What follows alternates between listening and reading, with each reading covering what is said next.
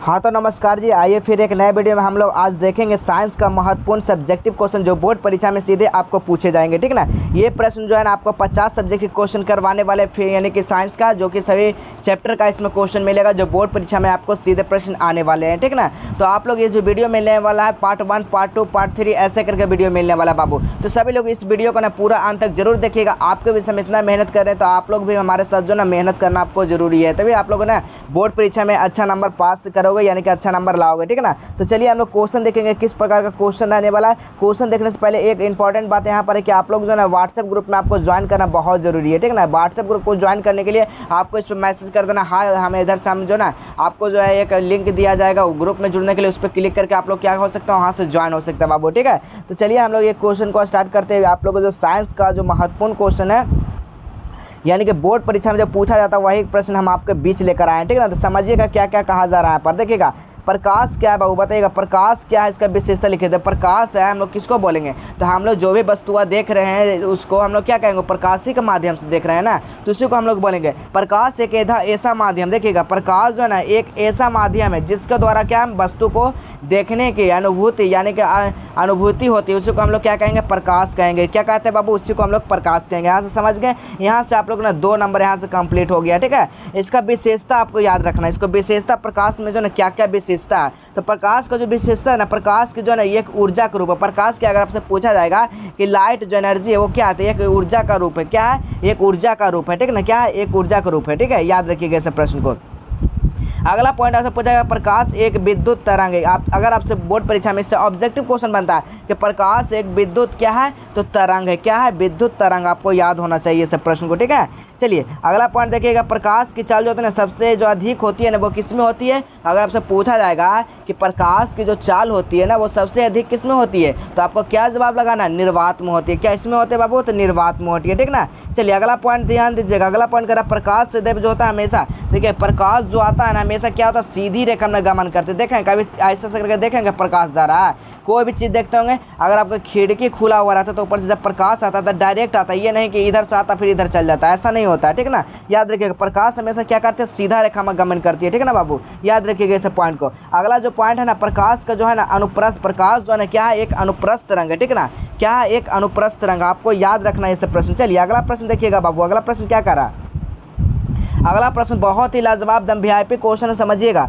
चालक और अचालक, बताइएगा चालक, चालक हम लोग किसको बोलेंगे, अचालक किसको बोलेंगे। चालक हम उसको बोलेंगे जिसमें विद्युत प्रवाहित होता है। क्या होता है, जिसमें विद्युत प्रवाहित होता होगा। और अचालक किसमें करेंगे, यानी अचालक उसको बोलेंगे जिसमें विद्युत प्रवाहित नहीं होता है। ठीक ना, तो यहाँ से समझेंगे क्या कहा जा रहा है। देखिएगा क्वेश्चन जो है बहुत ही शानदार है। ठीक ना, देखिएगा बोर्ड परीक्षा में यही सब प्रश्न आपसे पूछा जाता है बाबू, तो आप लोग ध्यान नहीं देते क्वेश्चन को। देखिए चालक पदार्थ, हम लोग चालक किसको कहेंगे, वैसा पदार्थ जिसमें विद्युत धारा प्रवाहित होता होगा। अभी बताया समझाया ना कि वैसा पदार्थ जिसमें, वैसा पदार्थ जिसमें विद्युत धारा क्या होता है, जिसमें जो होता है ना विद्युत धारा क्या होता है, प्रवाहित होता है। आप लोग समझिएगा विद्युत धारा जिसमें प्रवाहित होता है ना, या उसे ही हम लोग क्या कहेंगे, उससे हम लोग क्या कहेंगे, चालक कहते हैं। ठीक ना, अथा उसे हम लोग क्या कहेंगे, चालक पदार्थ करते हैं। क्या कहते हैं बाबू, उसी को हम लोग चालक पदार्थ कहते हैं। जैसे में आप लोग समझ लीजिए एल्युमिनियम, एल्युमिनियम देखिए एल्युमिनियम जो हमारा जो लगा हुआ रहता तार में विद्युत का देखते हुए क्या हुआ, ये क्या हुआ, ये चालक हुआ। लोहा, देखिए लोहा में देखते हैं ना करंट आता है, ये क्या है, ये भी चालक है। चांदी,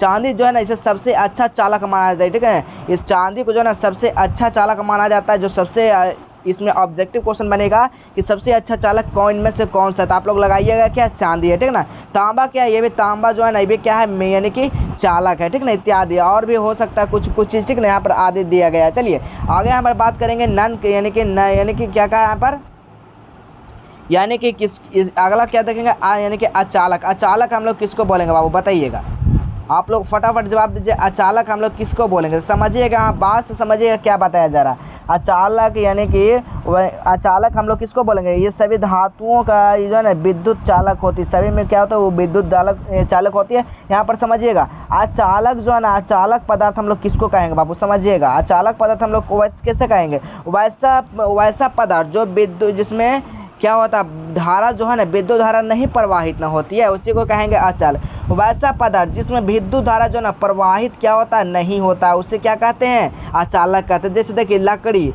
मिट्टी, चमड़ा, प्लास्टिक आदि, इसमें क्या है, ये सब क्या है, अचालक है। क्या है, अचालक। इसमें कभी करंट पास होगा, नहीं होगा, ठीक है ना, क्या होगा, कभी नहीं होगा। सब प्रश्न, ठीक है, ये सब प्रश्न आप लोगों को बोर्ड परीक्षा में पूछा जाता है कि अगर चालक हम लोग किसको बोलेंगे और अचालक किसको बोलेंगे बाबू, ठीक ना। यहाँ से समझिएगा, एक बताओ, ये सभी क्या है, ये सभी जो है ना यानी कि कुचालक भी, इसको अचालक यानी अधातु, और इसको कुचालक भी कहते हैं, ठीक ना। ये सब क्या है, अधातु है ये सब, ठीक ना, और कुचालक है ये सब प्रश्न। क्या सर, ये सब क्या है, अचालक और यानी कि अधातु और कुचालक है, ठीक ना। सुचालक क्या होता है, सुचालक जो अभी बताएं तांबा, एल्युमिनियम से क्या है, ये सब सुचालक है, ठीक है। चलिए आप लोग का PDF डाउनलोड करना ना, तो आप लोग को जो है ना गूगल पे आप लोग को सर्च क्या करना है, जस्ट वेल एजुकेशन सर्च करना है, ठीक ना। वहाँ से जाकर आप लोग क्या कर सकते हैं, डाउनलोड कर सकते हैं। चलिए अगला क्वेश्चन देखिएगा। अगला क्वेश्चन बहुत ही शानदार है, बोर्ड परीक्षा में से एक, यानी कि हर साल यानी हर बार जो है ना इससे प्रश्न पूछा ही जाता है, क्षार और अम्ल में अंतर। इसमें क्या आप लोगों को बताना है, क्षार और जो है ना अम्ल में अंतर आप लोगों को लिखना है, ठीक ना। क्षार और अम्ल में क्या अंतर है बाबू, बताइएगा। क्षार और अम्ल में आपको अंतर लिखने का आज जगह, तो आप लोग क्या लिखिएगा, तो आप लोग लिखना क्या है, इसमें जो है ना जल में ये घुलकर हाइड्रोजन आयन करता है, इस जो है ना क्षार में क्या करता है, इसमें जल में घुलकर हाइड्रोजन प्रदान जो है ना क्या करता है, बताइएगा। जिसमें जो है ना घुलकर हाइड्रोजन पर H+ करता है, इसमें माइनस में करता है, किस में करता है, माइनस में, क्षार में करता है। तो समझिएगा, अम्ल जो है ना, अम्ल वह पदार्थ है, क्या है, अम्ल जो है ना वह पदार्थ है जो जल में घुलकर हाइड्रोजन आयन के निर्माण करता है, ठीक ना। हाइड्रोजन जो जल में घुलकर H2O, ठीक ना, इसमें क्या करता है, हाइड्रोजन प्लस का आयन का निर्माण करता है। लेकिन यहाँ पर समझिएगा, लेकिन क्या यहाँ पर देखिएगा, इसमें क्या, क्षार वे पदार्थ है जो जल में घुलकर हाइड्रोक्लोरिक्स आयन जो है ना, आयन यहाँ पर प्रदान होता है। क्या आता है यहाँ पर, माइनस में यहाँ आयन प्रदान करता है, ठीक ना। आप लोग समझिएगा बात को। चलिए अगला देखिएगा, इसमें जो होता है क्या होता है, इसमें अम्ल का स्वाद खट्टा होता है। देखिए किसमें, अम्ल में क्या होता है, खट्टा होता है। लेकिन क्षार में आप लोग देखे होंगे, क्षार में क्या होता है, जैसे कि क्षार कौन कौन मान लीजिए, जैसा कि अल्कोहल क्या है, ये सब क्षार में आ जाता है। ये सब क्या लगता है, कड़वा लगता है ना बाबू, ये सब क्या लगता है, कड़वा। तो बस इसी को आप लोग याद रखना। देखिएगा ये है जो ये नीले लिटमस पत्र को क्या करता है, जो क्षार है ना हमेशा क्या कर देता है, लाल कर देता है। लेकिन जो क्षार है ना वो लाल लिटमस पत्र को नीला कर देता है। ये भी क्या करता है, जो ना क्षार जो है ना लाल लिटमस पत्र को ये भी को क्या करता है, नीला कर देता है। उदाहरण में जैसे कि यहाँ पर समझिएगा, उदाहरण जो है ना HCl, ये क्या है, हाइड्रोक्लोरिक अम्ल, HCl H2SO4, H2SO क्या है, ये सल्फ्यूरिक अम्ल हो गया। क्या हुआ, सल्फ्यूरिक अम्ल, NaOH और KOH का ये उदाहरण इसमें दिया गया, ठीक ना। ये भी आपको जो है ना 5 नंबर का प्रश्न पूछा जाता है। आप लोग याद रखिएगा, कितना नंबर का पूछा जाता है बाबू, 5 नंबर का प्रश्न पूछा जाता है। चलिए अगला प्रश्न समझिएगा। अगला प्रश्न क्या करा है, ब्रिक के 4 कार्य को लिखेंगे, बताइएगा। ब्रिक का जो है ना, ब्रिक मीन्स क्या होता है बाबू, बताइएगा। ब्रिक जो है ना, किडनी का यहाँ पर बात की जाए, किडनी का हम लोग जो है ना 4 कार्य लिखेंगे। इसका कार्य जो होता है ना, क्या क्या कार्य होता है, तो समझिएगा बात से यहाँ पर। इसका जो कार्य जो है ना, ऐसे इस प्रकार से लिखना है ना कि बोर्ड को भी लगे ना कि हाँ, बोर्ड जो जांचने वाला परीक्षक रहते हैं उनको भी लगे कि हाँ लिखा कुछ विद्यार्थी, ठीक है। इस तरह से आपको लिखना है कि ब्रिक को जो है ना 4 यानी कि कार्य निम्नलिखित है। इसमें से कौन कौन निम्नलिखित है बाबू, तो यहाँ पर समझिएगा कौन कौन निम्नलिखित है। ब्रिक जो है ना नाइट्रोजन पदार्थ को क्या करता है, शरीर से क्या करता है, बाहर निकालता है। क्या करता है, जो यानी कि ब्रिक जो होता है उसमें नाइट्रोजन जो पदार्थ होता है उसको क्या करता है, तो बाहर निकालता है। क्या करता है बाबू, बाहर निकालता है। अगला पॉइंट देखिएगा, इसमें जो है ना जो है शरीर में जल की मात्रा जो है ना संतुलित बनाने में क्या करता है, तो सहायक करता है। क्या करता है बाबू, संतुलित बनाने में क्या करता है, सहायक करता है। अगला पॉइंट देखिएगा, अगला पॉइंट देखिए क्या करा, अगला पॉइंट क्या करा समझिएगा। शरीर में अम्ल और क्षार की जो है ना संतुलन क्या करता है, संतुलन रखता है। क्या करता है, संतुलन रखता है। अगला पॉइंट देखिएगा, अगला पॉइंट क्या करा है, लवण और संतुलन में जो क्या होता है, सहायक होता है। क्या होता है बाबू, इसमें जो होता है ना लवण और संतुलन में क्या होता है, सहायक होता है। याद रखिएगा आप लोग, ठीक ना, ये सब पॉइंट को। यही सब आप लोग ना 2 नंबर और 5 नंबर में आप लोग को पूछा जाता है प्रश्न, ठीक है। तो आप लोग को इस जो साइंस जो है ना आपको जो है 15 से 20 मार्क यहाँ से कंप्लीट होने वाला है इस 50 ऑब्जेक्टिव से बाबू। तो आप लोग समझ सकते हैं कितना बड़ा आप लोग को नंबर यहाँ से मिलने वाला था। सभी प्रश्न को आप लोग ध्यानपूर्वक जरूर देखेंगे। अगला चीज़ देखिएगा, बहुत ही शानदार क्वेश्चन, दम VVI इसको लिख लीजिए बाबू, दम VVI इसको क्वेश्चन को आप लोग को लिख लेना। देखिए यहाँ पर क्या कहा जा रहा है, समझिएगा यहाँ बात को। ये जो रेलवे जो होता है, रेलवे सिग्नल जो है लाल रंग का होता है, अब ये क्यों होता है बताइएगा। आप लोगों को तो पता होगा कि लाल रंग का जो होता है वो तरंगदैर्घ्य जो होता है वो अधिक होता है, लेकिन इसका बहुत जगह जो है उपयोग किया जाता है लाल रंग का। क्यों किया जाता है, क्योंकि इसका फ्रिक्वेंसी यानी कि तरंगधार जो होता है ना बहुत ही इसको तरंगधार जो होता है ना इसका बहुत ही अधिक होता है, ठीक ना। तो समझिएगा आप बात से क्या कहा जाए, लाल रंग का तरंगधार जो है ना बहुत ही अधिक होता है। क्यों इसका उपयोग किया जाता है, क्योंकि लाल रंग जो है ना बहुत ही दूर में अगर भी रहेगा ना गाड़ी, अगर यहाँ पर गाड़ी है अब बहुत ही दूर में 1-2 किलोमीटर में यहाँ पर रेड लाइट यहाँ पर जलेगा, तो ये जो इसको है ना पता चल जाएगा हाँ पर जो है ना इसका तरंगधार इतना अधिक होता है रेड का कि इसको है ना पता कर लेगा कि यहाँ पर जो है ना रेड यानी कि रेड का जो है ना लाइट जल रहा है, मतलब कि यहाँ पर कुछ खतरा हो सकता है। इसी कारण जो है ना इसका रेड का जो है ना उपयोग किया जाता है। तो यहाँ से समझिएगा क्या कहा जा रहा है, ये जो इसका तरंगधार जो होता है ना क्या होता है इसका तरंगधार, ये तरंगधार क्या होता है बहुत ही अधिक होता है। क्या होता है बाबू, बहुत ही अधिक होता है, जिसके कारण जो लाल रंग का परिकिरणन, क्या इसका परिकिरणन जो होता है बहुत ही कम। इससे अगर बोर्ड परीक्षा में पूछा जाएगा कि परिकिरणन जो होता है वो सबसे कम किसका होता है, तो लाल का। अगर पूछा जाएगा तरंगधार जो होता है वो सबसे अधिक किसका होता है, तो लाल का होता है, ठीक ना। लाल का होता है, परिकिरणन कम होता है लाल का और अधिक होता है लाल का, ठीक ना। और यह अगर परिकिरणन सबसे अधिक क्या इसमें होता है, बैगनी का होता है। यह रंग कम फैलता, देखिए रेड लाइट को आप देखेंगे, रेड लाइट को देखते होंगे, इसका जो प्रकाश है ना वो चारों तरफ नहीं देता होगा, इसका दाम जो है ना इसका सेंटर पर रहता होगा। जितना लाइट में जल रहा है रेड उतना ही में ये दिखता होगा। आप लोग देखे होंगे कहीं लाइट में इसका देखते हैं कभी रोशनी फैलता नहीं फैलता, ठीक ना। क्या होता है इसका रंग नहीं फैलता, लेकिन वाइट का देखते होंगे तो बहुत ज़्यादा फैल जाता है, ठीक ना, बहुत ज़्यादा फैल जाता है। तो समझिएगा इसी तरह से जो है ना आपको समझना है पर क्या है, इसका जो है रंग जो है ना बहुत ही कम फैलता है, ठीक ना। यह जो रंग है जो ना कम फैलता है तो यह कुहास यानी कि कुएँ में यानी कुहासा में भी इसको स्पष्ट रूप से देख सकते हैं। देखिएगा ये जब कुहासा यानी ठंड के मौसम में देखते होंगे रेड लाइट है तो कितना भी दूरी पर रहता होगा लेकिन वो दिख जाता है, ठीक ना।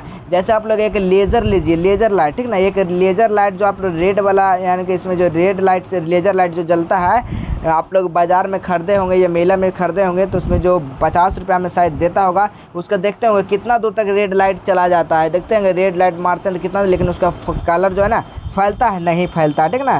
तो यही जो है ना जो इसीलिए जो है ना इसका उपयोग किया जाता है, रेलवे सिग्नल के लाल रंग का प्रयोग किया जाता है, ठीक ना। तो बस यही आप लोग को लिखना है। चलिए अगला प्रश्न देखिएगा, 6 नंबर प्रश्न क्या कह रहा है बाबू, समझिएगा। 24 कैरेट का सोना से आप क्या समझते हैं बताइएगा। 24 कैरेट अगर आपसे पूछा जाएगा कि 24 कैरेट का आपसे गहना बनाने के लिए तो क्या 24 कैरेट प्योर शुद्ध सोना से बन सकता है कभी गहना? बिल्कुल नहीं बन सकता, क्योंकि ये सॉफ्ट होता है, मुलायम होता है सोना, ठीक ना। तो यहाँ पर देखिए इसमें जो है ना 2% जो है ना क्या मिलाया जाता है, 24 कैरेट, इसमें 22 कैरेट जो होता है ना, 22 कैरेट क्या रहता है सोना रहता है, 2 कैरेट जो है ना या तो चांदी या तो फिर तांबा या पीतल मिलाया जाता है, ठीक ना।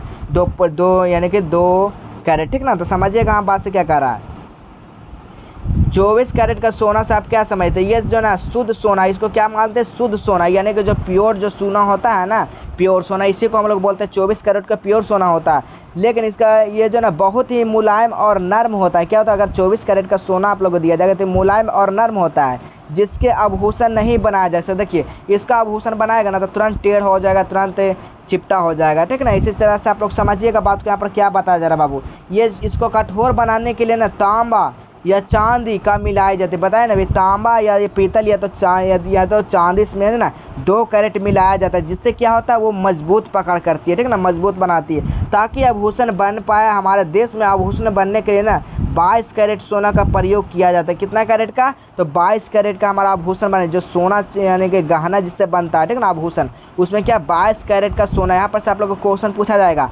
ऑब्जेक्टिव में कि जो है ना 22 कैरेट का जो सोना है वो किस में प्रयोग किया जाता है, तो आभूषण बनाने के लिए प्रयोग किया जाता है, ठीक ना, जिसमें 2% जो है ना तांबा और चांदी का या मिश्रण होता है या मिलाया जाता है, तभी क्या बनेगा, या आभूषण बनेगा। चलिए अगला प्रश्न समझिएगा बाबू, अगला प्रश्न क्या कर रहा है बाबू, ध्यान दीजिएगा, सभी विद्यार्थी ध्यान देंगे। धातु और अधातु से आप क्या समझते हैं, अगर आपसे बोर्ड परीक्षा में पूछा जाएगा कि धातु और अधातु से आप लोग क्या समझते हैं बाबू, बताइएगा। यहाँ पर जो है ना क्या समझते, तो बताइएगा क्या समझते हैं आप लोग, धातु और अधातु से क्या समझते हैं। तो यहाँ पर समझिएगा, धातु हम लोग उसको बोलेंगे यानी मेटल और नॉन मेटल। यहाँ पर मेटल और नॉन मेटल का बात किया जा रहा है, यानी नॉन मेटल में से ये धातु नहीं है, ये धातु है मेटल। तो यहाँ पर समझिएगा बात को बाबू, आसानी भाषा में समझा रहे हैं। धातु हम लोग उसको बोलेंगे जिस तत्व में बाह्यतम या अंतिम कक्षा में 1 या 2 या 3 इलेक्ट्रॉन हो, क्या हो, इलेक्ट्रॉन होते उसे धातु कहते हैं। या इस तरह से भी आप लोग लिख सकते हैं, धातु हम लोग उसे कहते हैं जिसमें चमक जिसमें टन या तो आवाज़ जिसमें हो, जिसमें आवाज़ हो, उसी को क्या कहते हैं, धातु कहते हैं। और नॉन मेटल किसको कहते हैं, जिसमें ना कोई चमक हो ना कोई आवाज़ हो, उसी को कहेंगे नॉन मेटल कहेंगे, ठीक ना। तो जैसे कि सोडियम, सोडियम क्या है बाबू, सोडियम का परमाणु संख्या होता है ना वो कितना होता है बताइएगा, सोडियम का परमाणु संख्या कितना होता है, 11 होता है, बताइएगा कितना होता है, 11। और इसमें इलेक्ट्रॉनों की संख्या बताइएगा 2 8 1, ये क्या है 2 8 1, इसमें क्या है 1 2 3 है, ठीक ना। तो इसमें जो इलेक्ट्रॉनों की धातु, इसमें क्या आ रहा है 2 आ रहा है ना और 1 आ रहा है, तो ये क्या हो जाएगा, सोडियम क्या है, ये धातु है। क्या बाबू यहाँ पर सोडियम जो है ना धातु है। मैग्नीशियम देखिएगा, मैग्नीशियम में क्या आ रहा है 2 8 2, तो यहाँ पर 8 नहीं है लेकिन 2 है, तो ये भी क्या हो जाएगा, ये भी धातु हो जाएगा, ठीक ना। एकदम कितना आसान भाषा में समझ रहे हैं। चलिए अगला प्रश्न, अगला देखिएगा, अधातु किसको कहेंगे, तभी समझाएं। अधातु वैसा तत्व जिसमें ना कोई चमक हो ना कोई आवाज़ हो, उसी को अधातु कहते हैं। जिसमें जो है ना बाह्यतम कक्षा में इलेक्ट्रॉन 5 6 7 इलेक्ट्रॉन क्या होते हैं, इलेक्ट्रॉन होते हैं, उसी को क्या कहते हैं, यानी कि अधातु कहते हैं, ठीक है। उसी को क्या कहते हैं, अधातु कहते हैं बाबू। तो देखिएगा यहाँ पर जो है 2 और 6, यहाँ पर देखिए 6 है ना, तो ये क्या आ जाएगा, अधातु हो जाएगा, क्या आ जाएगा, अधातु हो जाएगा, ठीक है ना। क्या हो जाएगा, ये अधातु हो जाएगा। फ्लोरीन में क्या है, भी धातु हो जाएगा, इसमें भी 2 है, ठीक ना। इसमें क्या हो जाएगा, इसमें 2 नहीं, इसमें 7 है, तो 7 यहाँ पर देखिए 7 है, ये भी क्या हो जाएगा, अधातु हो जाएगा। चलिए अगला प्रश्न देखिएगा, अगला प्रश्न क्या करा बाबू, ध्यान से समझिएगा।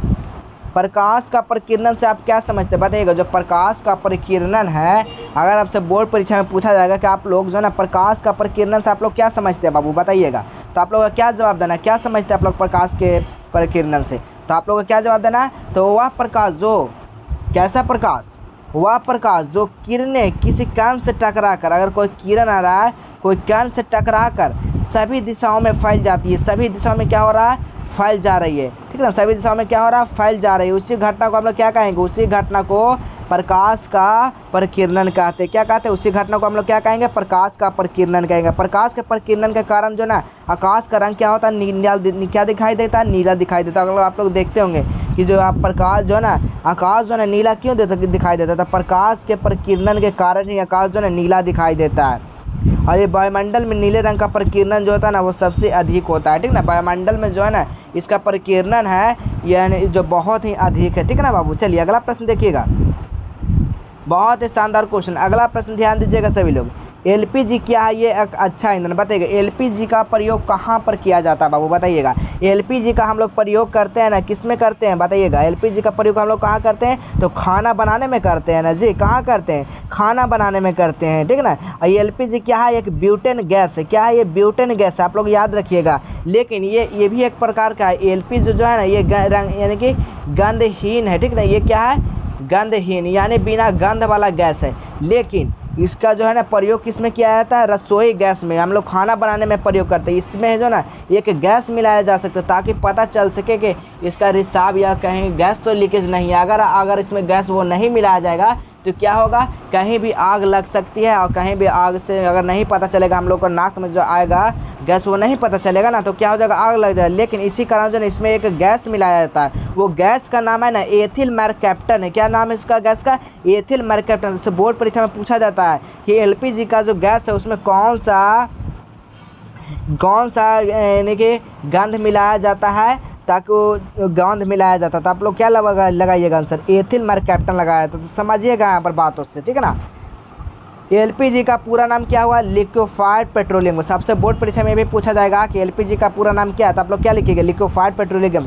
ये जो ना एक अनवीनीकरण संसाधन है। क्या है बाबू, एक अनवीनीकरण संसाधन है जो एलपीजी ब्यूटेन तथा प्रोपेन का मिश्रण से होता है। क्या होता है, ब्यूटेन और प्रोपेन के मिश्रण से क्या बनता है, एलपीजी बनता है। इसका मुख्य घटक होता है ना वो ब्यूटेन होता है, यानी कि जो इसमें से गैस जो होता है सबसे ज़्यादा ब्यूटेन का होता है। यह एक गंधहीन गैस है, यानी कि बिना गंध वाला ये गैस है। लेकिन इसमें गंध के लिए जो ना एथिल मरकैप्टन, यहाँ पर समझिएगा, देखिएगा एथिल मरकैप्टन क्या, एथिल मरकैप्टन क्या होता है, इसमें मिलाया जाता है। और इसका उपयोग जो है ना ईंधन में किया है। इसका उपयोग कहाँ किया जाता है बाबू, इसका उपयोग जो है ना ईंधन में किया जाता है, यानी कि हमारा जो रसोई में जो गैस इसका उपयोग होता है हमारा ईंधन में होता है। इसका गुण समझेंगे, इसका कौन कौन इसका गुण है। तो एलपीजी का गुण है, एलपीजी गैस को जो है ना उष्मीय मान होता है इसका अधिक होता है। यह धुआं रहित, तो देखते हो जब गैस भरता होगा सिलेंडर में तो देखते हैं भारत समूह में क्या होता है, धुआं टाइप का निकलता है ना, कुहासा टाइप का निकलता है। इसमें क्या होता है, धुआं सहित जो होता है ना गैस होता है इसमें। एलपीजी को है ना जलने पर कोई भी विषैला पदार्थ नहीं निकलता। इस पर देखते हैं ये जलने के बाद कभी देखें इसमें से गंध है जो विषैला टाइप का महकता नहीं महकता। इसमें कोई ऐसा गैस नहीं होता है कि जो विषैला टाइप का महक है, ठीक ना। एलपीजी क्या होता है, ये सस्ता होता है, ठीक ना। सीएनजी की अगर आपसे बात किया जाए, सीएनजी क्या होता है, इससे महंगा होता है, ठीक ना। सीएनजी क्या होता है बाबू, इससे महंगा होता है, जो कि इसका प्रयोग जो है गाड़ी वाहनों में किया जाता है। चलिए ये आपका जो ना आज का ये ना लास्ट प्रश्न हम लोग समझेंगे क्या कह रहा है। देखिएगा यहाँ पर समझिएगा आप लोग बातों को।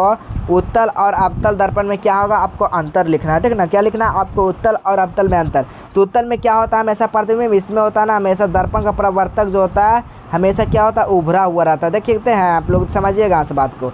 ये क्या हो गया बताइएगा, इसका ये क्या हो गया, ये क्या होगा बताइएगा।